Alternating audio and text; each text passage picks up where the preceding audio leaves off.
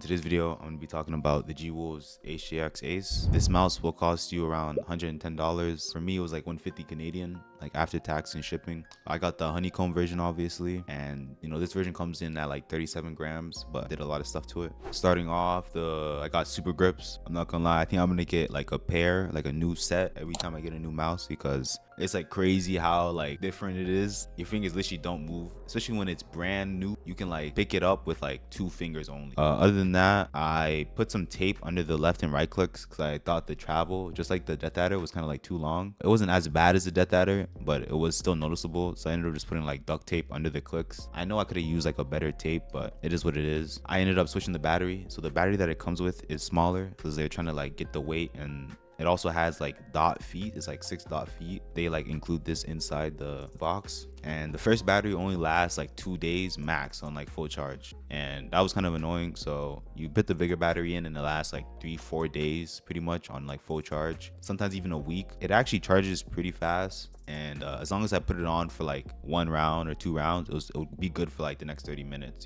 That's pretty much all I did with it. It does have a DPI button here. It's kind of like obsolete. I literally don't use it. I don't think I've ever used this button. When it comes to feet, the feet are pretty fine. I remember I had put on some super glides, right? Before I got this mouse pad, before I got the Raiden, I had an old QCK out, and I was using some glass mouse feet, and it was crazy how slow that pad was. It was like mind-blowing, and it made super glides like actually unusable. It was actually insane. I remember when I was using super glides and I would go around like just doing this, and at first I didn't think you could have like that much like inconsistency in your mouse pad up until I tried super glides. It was like eye-opening for real. This is the Raiden Extra Soft, so this is like super smooth. One thing I really noticed with this mouse, because it's so light and it's small, like you can like pretty much fit it in your whole hand, 180 flicks and 360 flicks just become super easy. The mouse buttons are pretty nice to set the left and right click. That's why I put the tape in them. This is how they sound with the tape.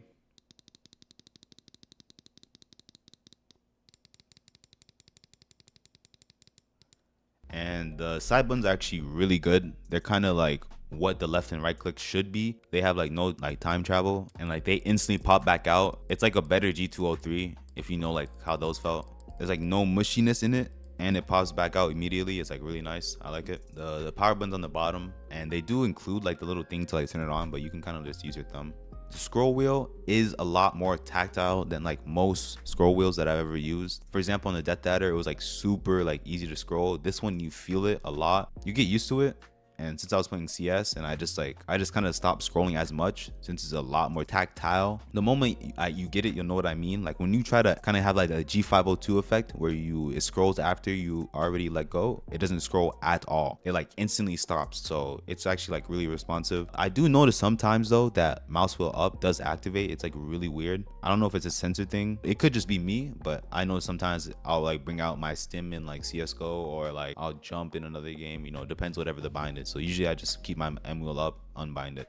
These mouse feet, they're decent. I feel like the nicer your mouse pad, the less the mouse feet actually matter. This mouse pad, I already said it's insane. It was like, I don't know how to explain it. I don't know if I'll ever go back to like a heavier mouse, because you can't get that feeling in flicks. It was just like flicks being so effortlessly, like unlike any before. Like now when I go to like any heavier mice, like I went back to the Death Adder, and it was like a world's difference. It's insane how different it feels to like go this fast on a heavier mouse. Like it might not look like I'm going fast, but it's just the consistency and the fastness that you can just do this at. It doesn't even feel like heavy. It doesn't feel like you're gonna get like any stress. I don't know how to explain it. I'm gonna definitely try to go lighter. I wonder like how light you can really be. I know there's mice like the M2K, and I know the G Pro Super Light has recently released. I'm thinking about trying one of those. I've never tried the Super Light. I kind of don't want to try it because I really don't want to be disappointed, because I did have the original G Pro. That's why I kind of never tried the Super Light, because I was like, the mouse didn't really like do it for me. I had like double click issues a lot, and there was just like a lot of problems, so I didn't really want to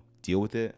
What else can we say? Software. The software on this mice is kind of horrible. I haven't used it in a while because that's how bad it was. Like even things like having multiple downloads, like this download page just sucks. The one before was even worse because it didn't even say HTX. It said like HSK or something. Like, and these are the instructions. So it's pretty much the same thing, I won't lie.